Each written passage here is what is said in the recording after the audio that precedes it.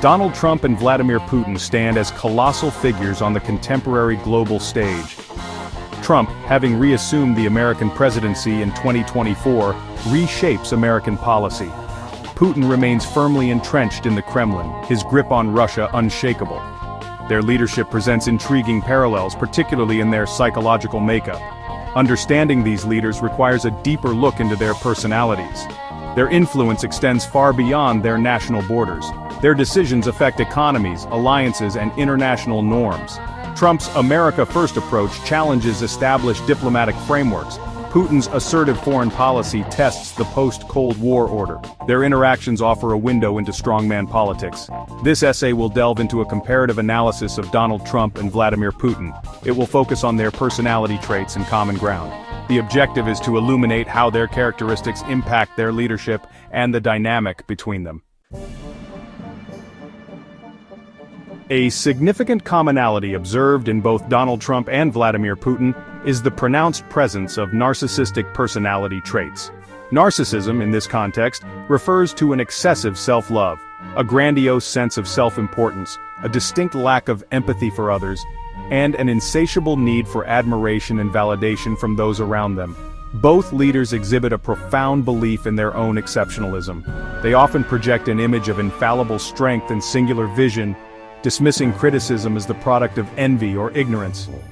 This shared psychological trait appears to be a cornerstone of their public personas and their leadership styles.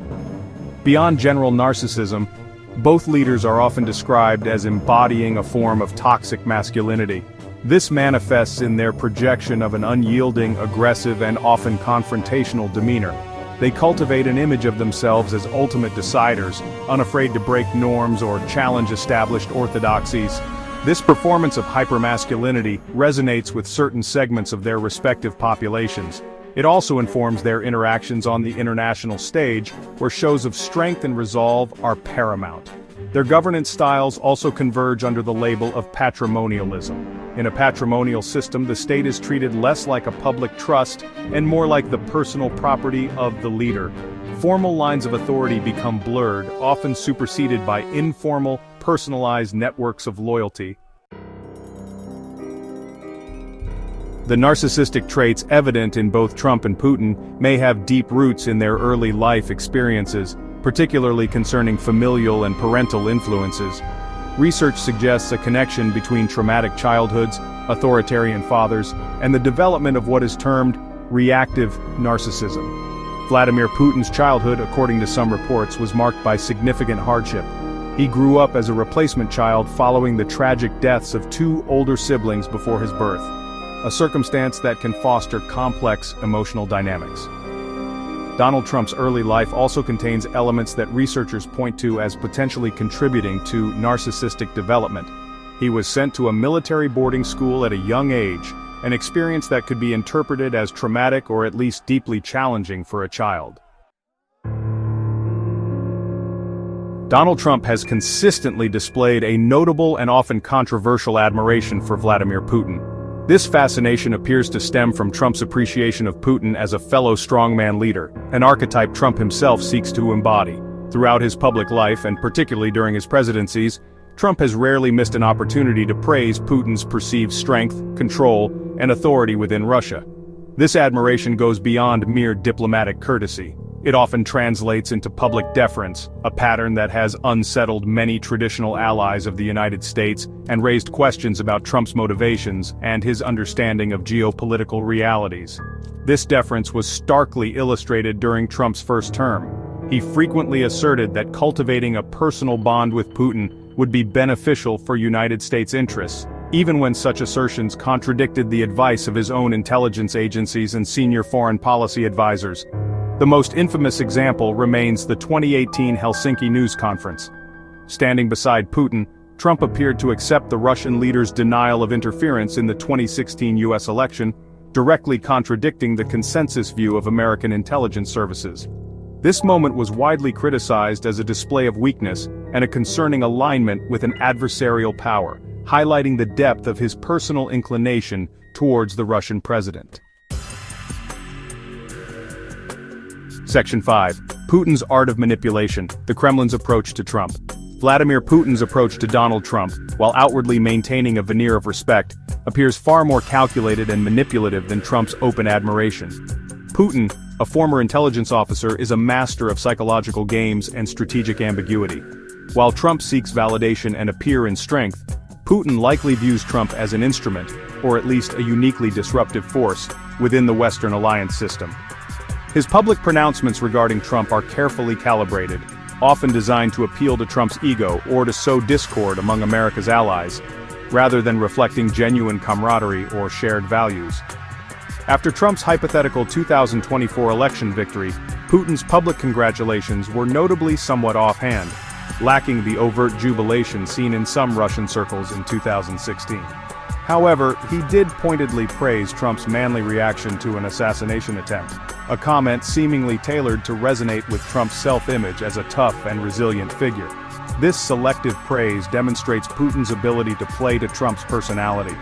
Russian expectations for Trump's second term are reportedly more muted this time, suggesting a more pragmatic assessment in Moscow of what can be achieved, even with a US president perceived as sympathetic to some Russian interests. Angela Merkel also provided telling insights into Putin's manipulative style. Section 6. Governance as Personal Fiefdom, the Patrimonial Blueprint. The concept of patrimonialism is central to understanding the governance styles of both Donald Trump and Vladimir Putin.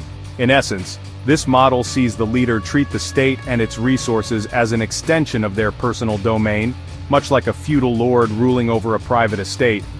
Formal government structures and legal processes are often subordinated to the leader's personal will and the interests of their close circle of loyalists. For Vladimir Putin, this patrimonial system has been meticulously constructed over 2 decades. The Russian state operates with him at the apex, and vast sectors of the economy are controlled by oligarchs who owe their fortunes and positions to his continued favor. Donald Trump's approach to governance, particularly evident during his first term and continuing into his current one, mirrors many aspects of Putin's patrimonialism. He has consistently blurred the lines between his business interests and his official duties, treating the apparatus of the state as something to be leveraged for personal or political gain.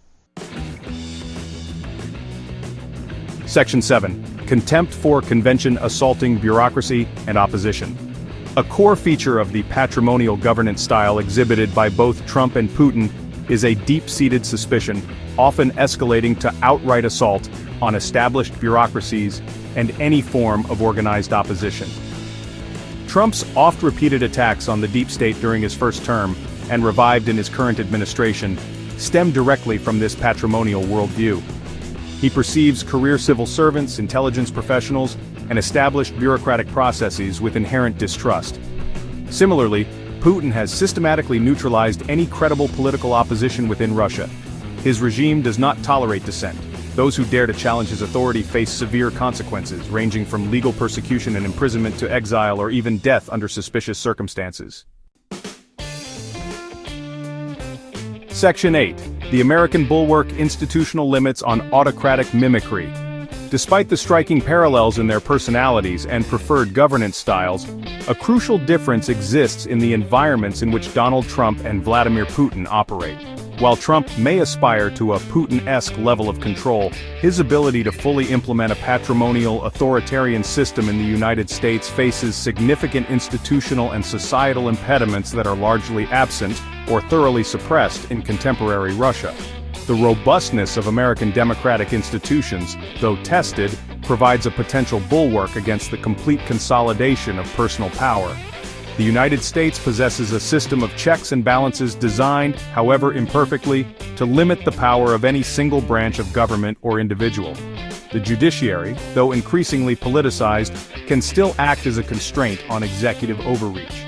Congress, even when controlled by the president's party, contains members whose loyalties may also lie with their constituents, their conscience, or the Constitution itself, potentially leading to resistance against the more extreme assertions of presidential authority. Furthermore, a vibrant civil society and an independent press, though under pressure, continue to scrutinize and challenge the actions of those in power. In Russia, Putin has spent over 2 decades systematically dismantling or co-opting such institutional checks. The Russian parliament, the Duma, largely acts as a rubber stamp for Kremlin initiatives. Section 9. A turbulent duet, implications for global order and future politics. The interactions between Trump and Putin have significant implications for global politics, marked by unpredictability and strain on alliances.